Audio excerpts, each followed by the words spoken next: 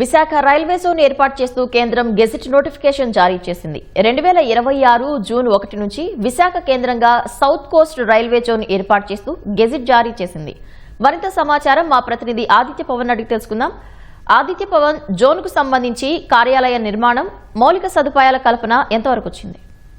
దక్షిణ కోస్తా రైల్వే ఆవిర్భావ అధికారిక గెజిట్ విడుదలైంది. ప్రధానంగా చూసుకున్నట్టయితే దక్షిణ మధ్య రైల్వే మరియు తూర్పు కోస్తా రైల్వే నుంచి కొన్ని ప్రాంతాలను కలుపుతూ దక్షిణ కోస్తా రైల్వేగా ఏర్పాటైంది. ఈ దక్షిణ కోస్తా రైల్వే ప్రధాన కార్యాలయం విశాఖపట్నంలో ఏర్పాటు చేస్తున్నారు. ప్రధానం చూసుకున్నట్టయితే శాశ్వత కార్యాలయాన్ని ఆరిలో ప్రాంతంలో నిర్మిస్తున్నారు.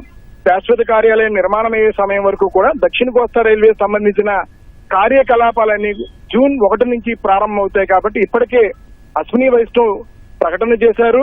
అలాగే కొద్ది రోజుల క్రితమే బిఎంఆర్డీఏ ది డెక్ లో ఉన్నటువంటి తాత్కాలికమైనటువంటి దక్షిణ కోస్తా జోన్ రైల్వే జనరల్ మేనేజర్ కార్యాలయంలో కూడా సమీక్షా సమావేశం జరిగింది.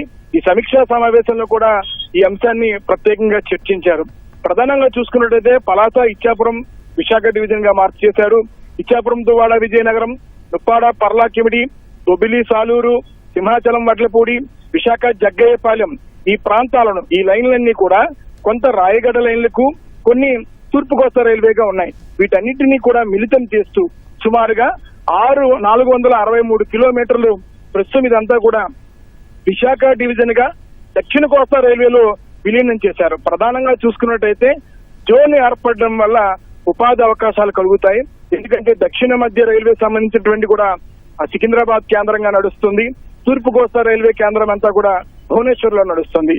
అయితే ఆంధ్రప్రదేశ్ విభజన తర్వాత ఆంధ్రప్రదేశ్ సంబంధించి ప్రత్యేక రైల్వే జోన్ లేదు. ఈ రైల్వే జోన్ కోసం ఎన్నో సంవత్సరాల నుంచి కూడా పోరాటం జరుగుతుంది. ఆ పోరాట ఫలితమే అనుకోవచ్చు ప్రస్తుతం ప్రత్యేకంగా విశాఖపట్నం కేంద్రంగా దక్షిణ కోస్తా రైల్వే జోన్ ఏర్పడడం. ఫలితంగా రానున్న రోజుల్లో రైల్వే పరమైనటువంటి ఉద్యోగాలు ఆంధ్రప్రదేశ్ ప్రాంత యువకులకి, ఆంధ్రప్రదేశ్ ప్రాంత యువతకి వచ్చేటువంటి అవకాశం ఉంటుంది. రెండవది, ఎప్పుడైతే జోన్ అవుతుందో ప్రత్యేకమైనటువంటి రైళ్లు వేసుకోవడానికి కానీ ప్రయాణికుల సౌకర్య కల్పనకి మరింత అభివృద్ధికి దోహదం చేసే అంశంగా ఉంటుంది. ఎందుకంటే ఇప్పుడు ఉన్న పరిస్థితుల ప్రకారం ఈ ఆంధ్రప్రదేశ్ లో ఉన్నటువంటి రైల్వే లైన్లు వేయాలన్నా, రైలు రావాలన్నా, వెళ్లాలన్నా ఇటు దక్షిణ మధ్య రైల్వే మీద, ఇటు తూర్పు కోస్తా రైల్వే మీద ఆధారపడి ఉండాల్సిన పరిస్థితి ఉంది. కానీ ఒక్కసారి కనుక జోన్ ఏర్పడినట్టయితే దక్షిణ కోస్తా రైల్వే జోన్ గానే ఇకపైన కార్యకలాపాలు జరుగుతాయి. కాబట్టి కొత్త రైళ్లు రావడం, కొత్త రైల్వే లైన్ నిర్మాణం సంబంధించిన అంశాల మీద చర్చించేటువంటి అవకాశం ఉంటుంది.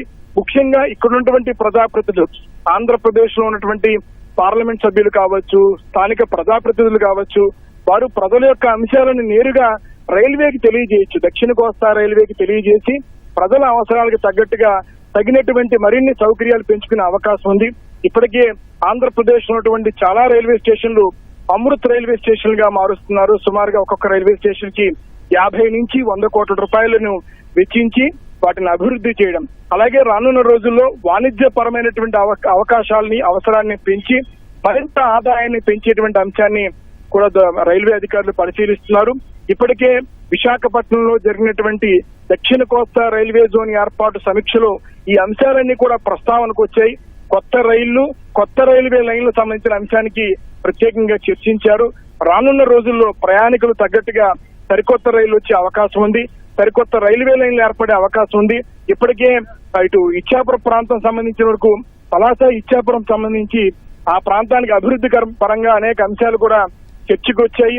మరోవైపు కొత్త రైళ్లు రావడం సంబంధించిన అంశాలు, ఎందుకంటే అనకాపల్లి లాంటి ప్రాంతాలు వందే భారత్ ని హాల్ట్ కావాలని అక్కడ ప్రజలు కోరారు. ఆ సమయంలో వందే భారత్ హాల్ట్ వచ్చేటువంటి పరిస్థితి ఉంది.